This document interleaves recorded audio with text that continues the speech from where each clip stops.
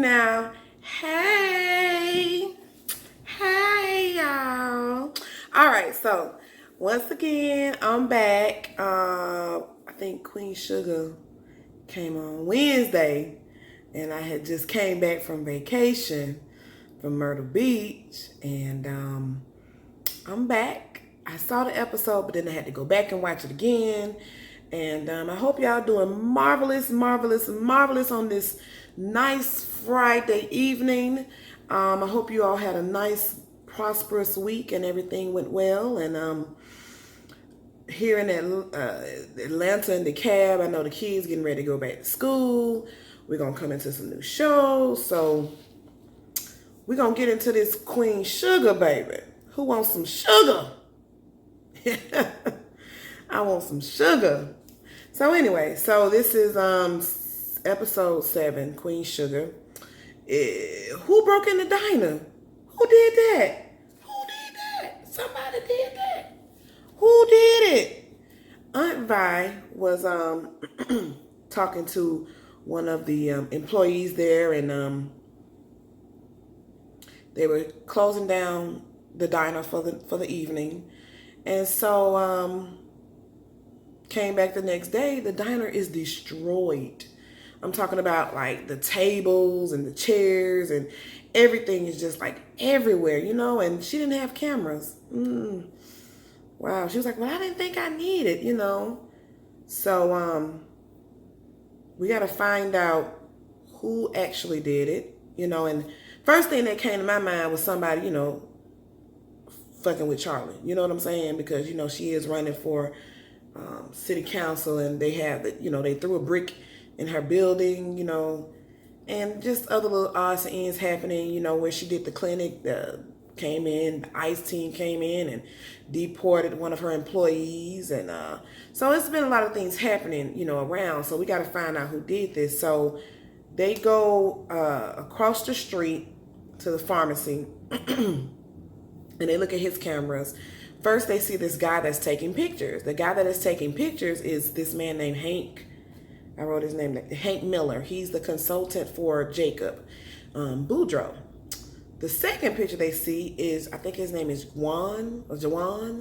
He is the guy that one of Charlie's employees that worked on the farm, and he was deported. So she spoke with she had the preacher there, and she also spoke with, I think it's Juan, something like that, and his parents. And he said he had to do it because he was threatened. This man threatened him. He said he would pay him $500, and then he said that he would, do his mother the way his father was done, was deported or whatever. Sad situation. Sad situation. So now Charlie knows, who it is. So we're gonna figure that part out.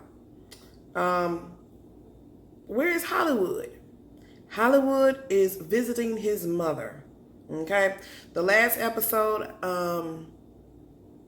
they were having some issues, and ever since Aunt Vi's husband came into town, she doesn't want Hollywood to touch her, So I guess Hollywood like, look, I'm finna give you go visit my mama. I'm gonna give you time to figure this out. And she said she got PTSD. Oh Lord, I hope Aunt Vi is able to overcome that. I mean, she already got lupus. Whiz. So hopefully Aunt Vi comes through that. Then we get to what's that girl name? Noah. Noah is still on her book tour. Now she's in Philadelphia, and she goes to do this interview, and they give her some information about her bloodline, and she said, no, I don't want that to be on the TV. Well, I'm a little confused, because when she did do the interview, they talked about some type of hanging between the Boudreaux and her family, and then they talked about, she's not the only bloodline. She has a cousin, her mom's first cousin, so that would be maybe her second cousin, who's still living. It's a part of her. Well, goddamn, I mean, they searched. You see what I'm saying?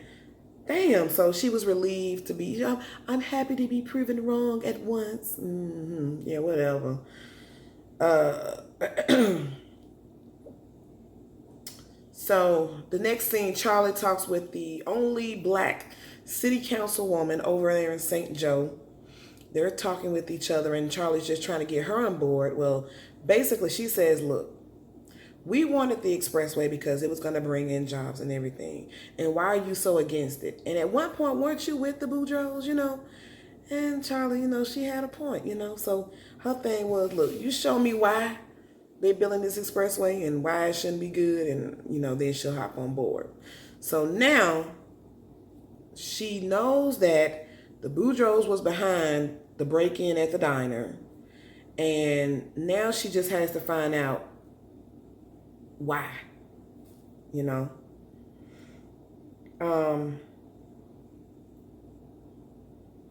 police is fucking with Ralph Angel.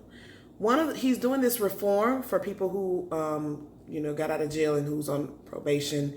They can come work on the farm, to help them out. The same thing he went through. It was kind of hard for him. So they're at the farm. The police come and they say that they found some, I can't think of that damn drug. They find some drugs. I can't think of it right now. Meth. And, of course, the guy says it's not his, and he's going to, find out what he can do about it or whatever. So they get him out. His lawyer, boo, she, reassures them that they're going to do everything that they can to make sure that, everything is clear and make sure that, they don't keep messing with them or whatever. And so she comes back and talks to Ralph Angel and reassure him again. And then they kissed. Oh, they kissed. That was so sweet. That's kind of like an odd couple, but you kind of need somebody on the team like that. You know what I'm saying? So they're gonna do an investigation to make sure that what Ralph Angel is doing is on the up and up, and I mean he is just devastated about this. And they see somebody doing something good, they just try to tear it down. Also, Charlie running for the city council. So they're trying to get them at every point. This is not gonna. Charlie just don't know. They're gonna be coming after the whole family. So Charlie goes to Jacob.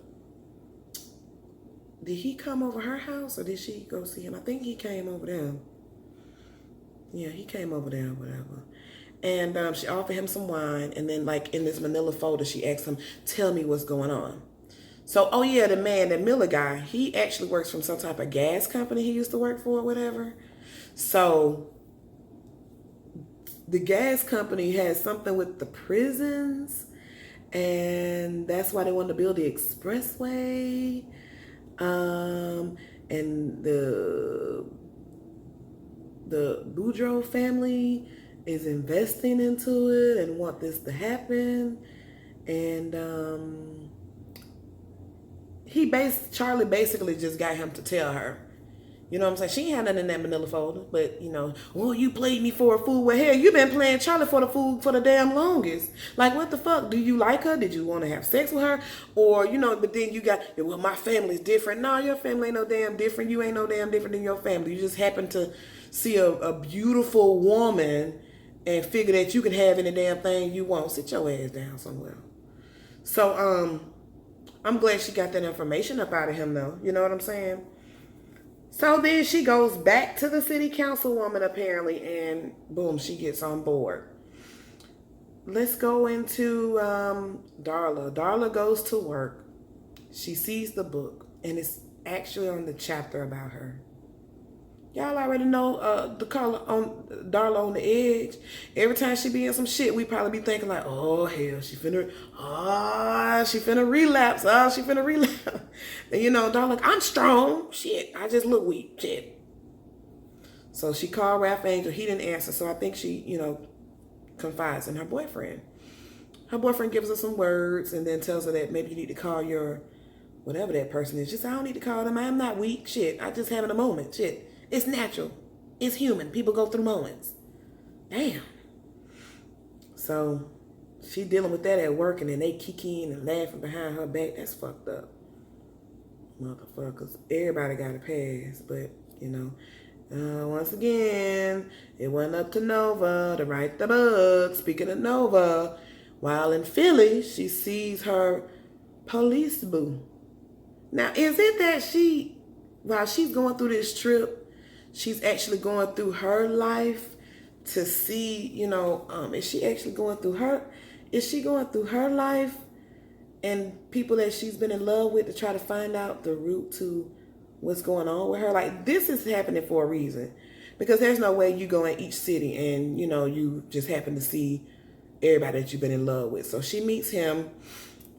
He's no longer a police, and I believe he's divorced, and now he has his own security company that he's running. So they go out to dinner and, bring back up some old memories, and then he meets her at the house, and I was like, oh, he wants some of them cookies. So he said, let's try to do it again. Let's start over, and, we both have two different worlds. Maybe it can work. But they're both passionate people, so that's why it won't work. That's some bullshit, she said. Okay. So, I mean, that was cool. Whatever. For her to be so,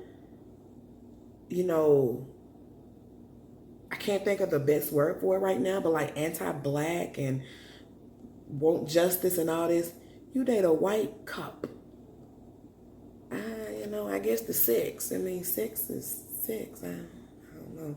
It's weird, crazy. Aunt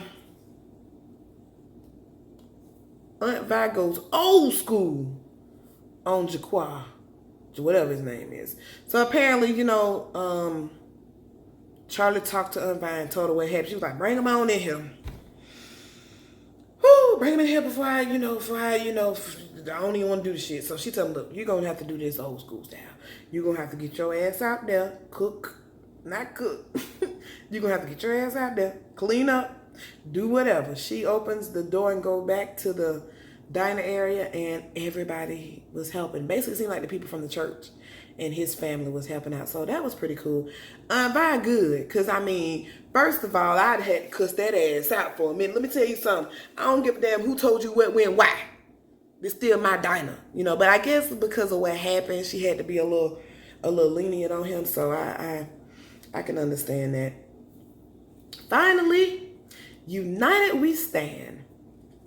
Charlie gets the support from the city councilwoman, and they do this campaign commercial, and they're all standing together, and it was a pretty good day to see that both, parishes are coming together and is actually going to fight this expressway thing, And her son, at that night, her and her son was, her son is a photographer, and he was looking at the picture saying, Mom, this would be good for the campaign. And she was like, no, I don't want to seem like this. And she gets a phone call, and then she's like, she's devastated. And they said, the mill is on fire. And I was like, that's the mill where she had the clinic. They are really gonna make it hard for her. But you know what Charlie gonna do, baby? Charlie gonna pull out them silver bullets and get their ass. That's all I have. People will tell you anything. It's up to you to weave through the bullshit. Thank you. Like, subscribe, comment,